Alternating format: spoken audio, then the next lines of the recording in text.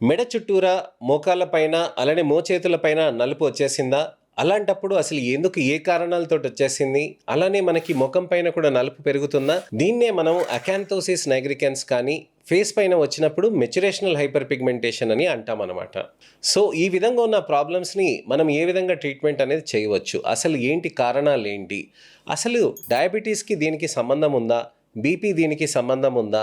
ఇతరత్ర problems, cardiac problems ఏమైనా దీనికి సంబంధం ఉందా అనే దాని గురించి ఇవాళ నేను మీకు వివరిస్తానండి. నేను మీ doctor Raj Kirit, Celestee skin laser and hair clinic, Jubilee Hills, LB Nagar, Kokapet మరియు సన్ సిటీలో chief and founder, senior dermatologist and hair transplant సర్జన్గా ప్రాక్టీస్ చేస్తున్నానండి.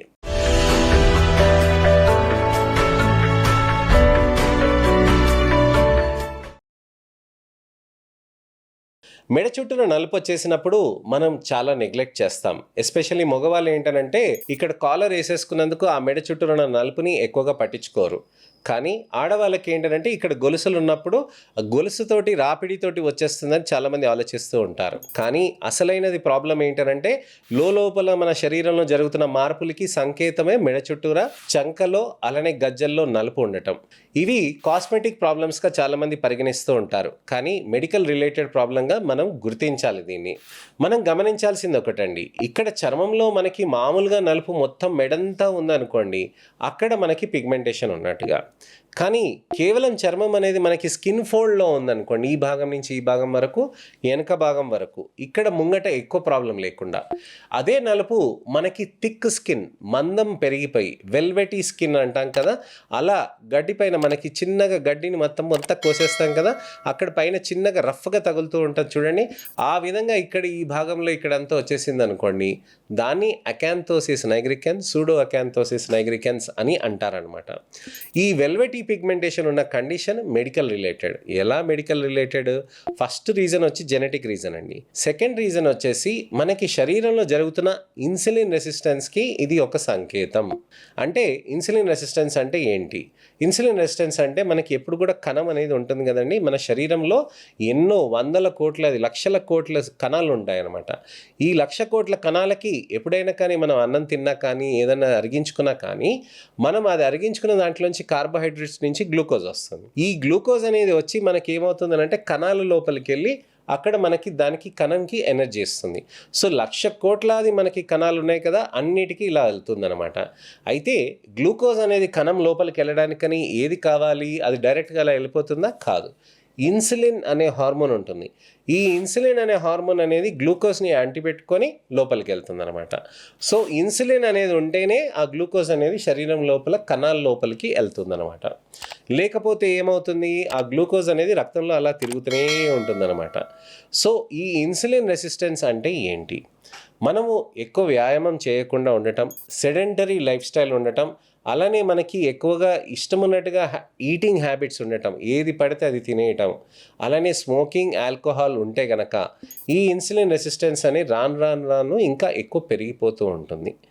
ఈ హార్మోన్స్ ఈ వ్యాయామం లేకుండా ఉన్నందుకు కూడా ఇన్సులిన్ అనేది కణం లోపలికి వెళ్ళదండి.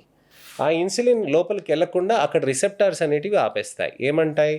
అసలు వ్యాయామం జరగలేదు, నాకు ఎక్కువ పని లేదు, పని లేనప్పుడు నువ్వు నాకు ఎందుకు గ్లూకోజ్ తీసుకొస్తావని కణం చెప్పేస్తుంది. అయితే ఆ గ్లూకోజ్ అంతా చుట్టూరా తిరుగుతూ ఉంటుంది కదా, శరీరం ఏం చేస్తుంది? ఓకే, ఈ గ్లూకోజ్ వచ్చింది కదా, నేను దీనికి సపరేట్గా దీన్ని డిపాజిట్ చేసి పెట్టుకోవాలి. ఎక్కడ డిపాజిట్ చేసి పెడతాను? పొట్ట చుట్టూరా కొవ్వు దగ్గరికి తీసుకెళ్ళి పెట్టేస్తాను. అక్కడ కొవ్వు అనేది నెమ్మదిగా పెరిగిపోతూ ఉంటుంది. మీరు శరీరంలో చూస్తే చాలా మటుకు మీరు లావ్ అనేది ప్రతి చోట అవుతారు. బరువు తగ్గటానికి అనేది ఏమవుతుంది? మీకు శరీరంలో చేతులపైన, కాళ్ళపైన ఫస్ట్ తగ్గుతారు, తర్వాత లాస్ట్కి పొట్టలోకి తగ్గుతారు.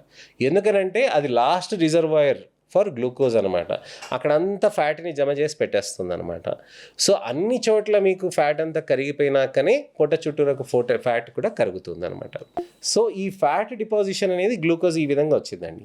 సో ఇన్సులిన్ అనేది మీకు ఇక్కడ రెసిస్టెన్స్ వచ్చేసింది కదా, ఇప్పుడు ఏమవుతాయి? ప్రతి కణంలో మార్పులు కూడా వచ్చేస్తూ ఉంటాయన్నమాట. అంటే మనకి అక్కడ అథెరోస్క్లిరోసిస్ అని కండిషన్ అంటారు.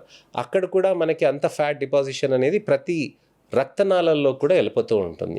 అందుకోసమనే మీకు బీపీ పెరుగుతూ ఉంటుంది. గ్లూకోజ్ అనేది బ్లడ్లో సర్క్యులేట్ అవుతూ ఉంటుంది కదండి, అదే షుగర్గా మారిపోతూ ఉంటుంది. షుగర్ జబ్బు అని అంటాం కదా, డయాబెటీస్ అని ఇదే మెయిన్ రీజన్. సో ఈ ఇన్సులిన్ రెసిస్టెన్స్కి మనం ఏ విధంగా చేయాలి? ఈ ఇన్సులిన్ రెసిస్టెన్స్ తోటి మనకి అసలు చర్మంలోకి నలుపుకి ఏం సంబంధం? చర్మంలో నలుపు అనేది మందం అనేది పెరగటానికని ఇన్సులిన్ రెసిస్టెన్స్ తోటి సంకేతం అండి.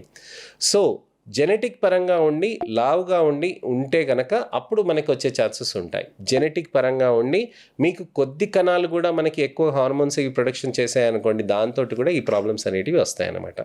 సో ఆ కణాల నుంచి అడిపోకైన్స్ అని కొన్ని సబ్స్టెన్సెస్ వస్తాయి. ఈ అడిపోకైన్స్ ఏం చేస్తుంది? చర్మంలో బంధంని పెంచుతుంది. మందం ఎప్పుడైనా పెరిగిందనుకోండి, ఆబ్వియస్లీ మనకు అది ఎక్కువ నలుపుగా కనిపిస్తూ ఉంటుంది. వెల్వెటీ టెక్స్చర్ అని అంటాం కదా, ఇక్కడ అంతా రఫ్గా స్కిన్ అంతా అయిపోతుంది అనమాట. చాలామంది ఏమనుకుంటారంటే అపోహ ఎండ తగలటం వలన సరిగ్గా రుద్దకుండా ఉండి అంత మట్టి పేరుకుపోవటంతో అని చాలామంది ఊహిస్తూ ఉంటారనమాట. దానికి వేసి సబ్బేసి రుద్దుతూ ఉంటారు. సార్ నేను రోజు రుద్దుతున్నా నాకు తక్కువ కావట్లేదు అని అంటారు. చైన్ రాపిడితోటి మనకు అక్కడ నలుపు వచ్చింది అని అంటారు. అక్కడ అలర్జీస్ వచ్చాయి సార్, నాకు దాంతో నలుపు వచ్చింది అని అంటారు. అలర్జీస్ తోటి నలుపు వస్తే కనుక మీకు మామూలుగా తగ్గిపోతూ ఉంటుంది. గొలుసుతోటి అక్కడ చెమట కట్టి మీకు అది అయిపోయింది అనుకోండి, కొన్ని రోజులు వదిలేస్తే మీకు ఆ గొలుసు లేకపోతే తగ్గిపోవాలి. కానీ అది తగ్గట్లేదు కదా, అక్కడ నలుపుగా మారిపోయింది కాబట్టి ఇది చూడాలి. గ్రేడ్ని బట్టి ప్రాబ్లం ఉంటుందండి. మనకి ఏదో నలుపు వచ్చేసింది, రేపు వచ్చేస్తాయి షుగర్ జబ్బులు, రేపు వచ్చేస్తాయి బీపీ జబ్బులు, రేపు హార్ట్ జబ్బులు వచ్చేస్తాయనంటే అలా కాదండి. ఇది అర్లీ సంకేతం. అంటే ఒక 10-15 సంవత్సరాల తర్వాత మనకి ఈ మార్పులు అనేటివి వచ్చే ఛాన్సెస్ ఉంటాయన్నమాట. సరే, మరి ఇలాంటి మార్పులు రాకపోతే షుగర్ బీపీ రాదు నాకు అని చెప్పి చాలామంది అనుకుంటుంటారు. అలాంటిది కాదండి. నలుపు వచ్చిన దానికి కొంతమందికి సంకేతం. ఆ సంకేతంని మనం చూసుకొని ట్రీట్మెంట్ చేసుకోవాలి. సరే సార్, నాకు నలుపు వచ్చింది, నాకేమైనా పీల్ చేస్తారా, లేజర్ చేస్తారా అని అంటారు. లేజర్ మేము చేస్తాము. దాంతో నలుపు మంచిగా తగ్గుతూ ఉంటుంది, బెటర్ అవుతూ ఉంటుంది. కానీ అండర్లయింగ్ ప్రాబ్లమ్ని మనం రెక్టిఫై చేయాలి కదా. అంటే వ్యాయామం అనేది మనం చేయాలి కదా, సెడెంటరీ లైఫ్ స్టైల్ అనేది మనం తగ్గించుకోవాలి కదా. ఈ విధంగా మనం అన్ని మార్పులు అనేవి మనం చేసుకుంటే అప్పుడు చర్మంలో నలుపు అనేది నెమ్మదిగా తగ్గడానికని ఆస్కారం ఉంటుందన్నమాట. సో ఈ విధంగా ప్రాబ్లమ్స్ ఉన్నదాన్ని మనం ఐడెంటిఫై చేసుకొని దానికి తగ్గట్టుగా లేజర్ పీల్స్ అనేటివి సైమల్టేనియస్గా స్టార్ట్ చేసుకొని, ఎక్కువ గ్రేడ్ ఉంటే ఎక్కువ వ్యాయామం చేయాలి, ఎక్కువగా లేజర్ పీల్స్ అనేటివి మనం చేయాలన్నమాట. ఆహారపరమైన మార్పులు కూడా మనం చేయాల్సిన అవసరం ఉంటుంది. సో ఎంత నలుపు ఉంది మీకు, ఏ విధంగా ప్రాబ్లం ఉంది అనే దాని గురించి అని మీరు మా దగ్గరికి వస్తే మేము దానికి తగ్గట్టుగా మేము చెప్తామన్నమాట. అలానే ముఖ్యమైనది ఏంటంటే మనకి హోమా ఐఆర్ అనే ఒక టెస్ట్ ఉంటుందండి. అలానే HbA1c అనే టెస్ట్ ఉంటుందన్నమాట. అలానే మనం బీపీ అనేది కూడా మెజర్ చేసుకుంటూ ఉండాల్సిన అవసరం ఉంటుందన్నమాట. రక్త పరీక్షలు అనేటివి మేము చేసి దానికి తగ్గట్టుగా కూడా మేము లేజర్ పీల్స్ అనేటివి మేము చేస్తూ ఉంటాము. వ్యాయామం అనేది చేసుకుంటూ బరువు తగ్గటం అనేది హెల్తీ విధంగా బరువు తగ్గాలి. ఎక్కువగా క్రాష్ డైటింగ్ చేసి బరువు తగ్గారనుకోండి, మళ్ళీ హెయిర్ లాస్ అవుతాయి. దానికి మళ్ళీ మేము ట్రీట్మెంట్ చేయాలి. దానికంటే మంచిగా మనము మంచి వ్యాయామం చేసుకుంటూ దానికి తగ్గట్టుగా చేస్తే చాలా మంచి రిజల్ట్స్ అనేటివి ఉంటాయి. నా దగ్గరకి ఒక పేషెంట్ వచ్చారు. 120 కేజీలు ఉండే అబ్బాయి, 20 ఏళ్ళ అబ్బాయి, బాగా నలుపు ఉండే అనమాట.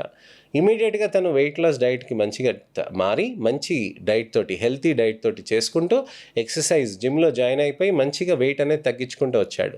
3 నెలల్లో తను 20 కేజీలు తగ్గాడండి. మంచిగా తింటూ ఆహారం సరిగా చేస్తూ తగ్గించుకొని ట్రీట్మెంట్స్ కూడా సైమల్టేనియస్గా తీసుకున్నాడు.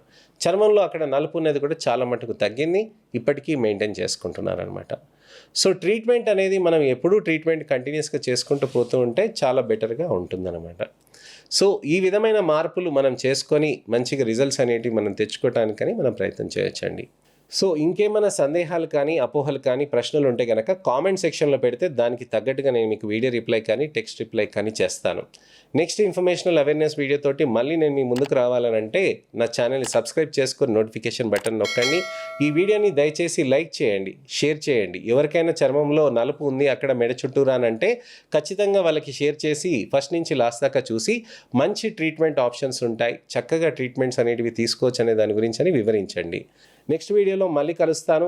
నేను మీ doctor Raj Kirit, Celestee skin laser and hair clinic, Jubilee Hills, LB Nagar, Kokapet, మరియు సన్ సిటీలో chief and founder, senior dermatologist and hair transplant సర్జన్గా ప్రాక్టీస్ చేస్తున్నానండి. నమస్తే.